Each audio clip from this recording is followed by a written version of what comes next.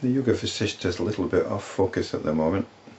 It's getting caught up with ideas rather than with the source of ideas, but it will soon get back on track. Rama asked, we human beings have diverse means of overcoming sorrow. What about the worms and flies, as also the trees? I suppose this is a rather touching concern, isn't it? Human beings can overcome sorrow, they can become enlightened. What about worms, flies, and even trees? There's a wonderful acknowledgement of the spirit of trees in Hinduism.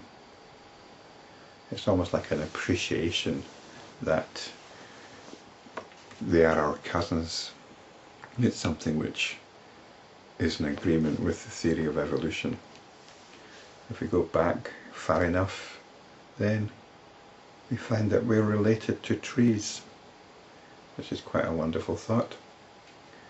Vasistha said, all beings rest in consciousness as is appropriate to their nature. They too have their own cravings and desires. In our case, there are minor obstructions to the fulfilment of our desires. In their case, the difficulties are enormous. Just as the cosmic person, the Virat, just as the cosmic person strives, even so do worms and flies. A little boy flourishes a clenched fist. Marvellous is vanity. Well, we come into this world and we have to strive, no matter what our limitations. Look at a worm, it's got no limbs.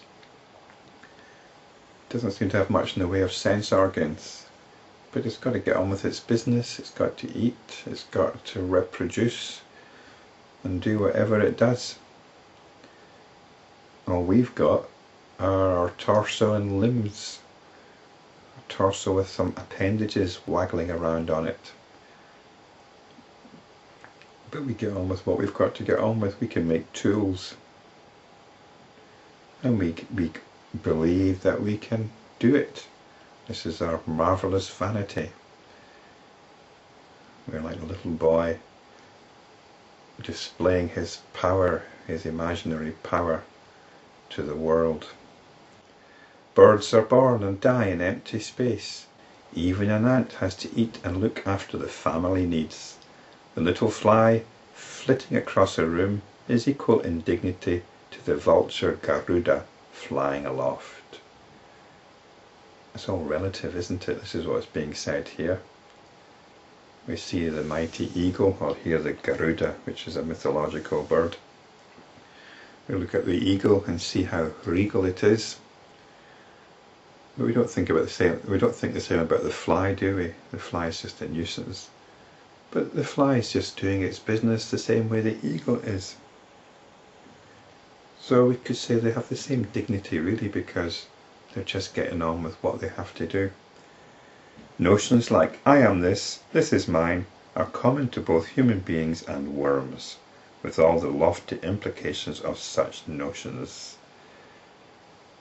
This is marking your territory, isn't it? All creatures mark their territory. And what is theirs? Even as we strive to gain means of livelihood, the worms strive for it. They too love life. A slave takes little interest in the new country.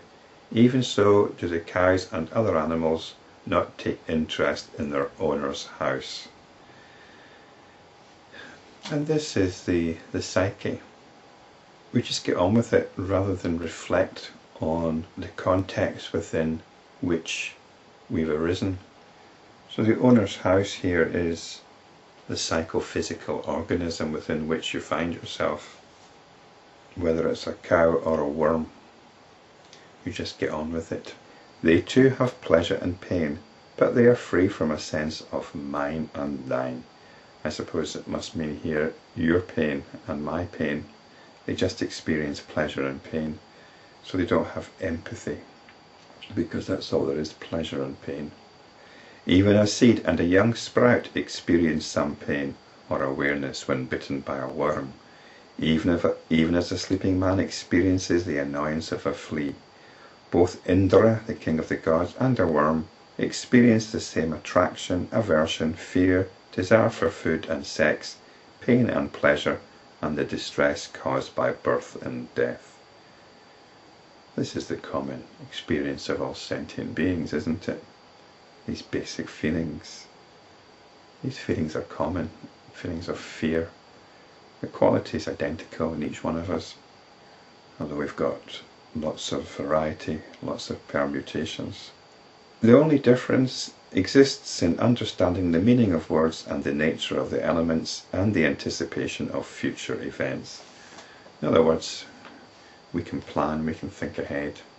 Trees, which are asleep as it were, and also the immovable objects like rocks, etc., exist in the unbroken experience of infinite consciousness. Of course, they don't know that that's their unbroken experience, because they're just consciousness. Trees and everything else, and rocks and everything, and space, it's all consciousness. In them there is no notion of division. All this is but pure infinite consciousness, which thinks it is asleep in the rocks, etc., as it was in the previous creation. Hence, you remain as you are, and I remain as I am. There is no pleasure or pain in the Supreme Self or consciousness. Ignorance alone is the cause for all delusion, but when the ignorance is dispelled by understanding, then what is seen is no thing. We start thinking in terms of things and in terms of consciousness. When the truth concerning this world dream is understood, it ceases. Well, conviction in the reality of the dream ceases. Well, what really ceases is our failure to see that it is of the nature of a dream. What then is desirable here, and what is fit to be gained? When the wave subsides, water is not destroyed. When the body is destroyed, the consciousness remains unchanged. And now we get back to the point, now we get back to the focus. Everything is rising and falling in consciousness, in awareness. Only an ignorant person persists in his notion concerning the world, and he experiences it as if real. An ignorant person is one who doesn't want to pursue inquiry into it. The right understanding of this truth opens the door to self-knowledge. Just as an object is reflected in a mirror, so does this world appear in Brahman. Though the reflection seems to be in the mirror, it is not there. Even so, though the world appears to be, it is not there. It seems to produce an effect, though it itself is unreal, even as there is discharge of energy when one dreams of having sex. However, only an ignorant man knows why he considers the world to be real. He'll have his reasons about why he thinks reality is what it is. And he might define himself and feel very pleased with himself for having such notions and reinforcing such notions. But this is the opposite to inquiry. There is stuff going on, and then there are notions about what is going on. Inquiry means distinguishing between the two. Distinguishing between what we believe and what is actually going on. We are aware of the world. We can say this world actually arises in our awareness. And there's no difference between awareness and what awareness is aware of.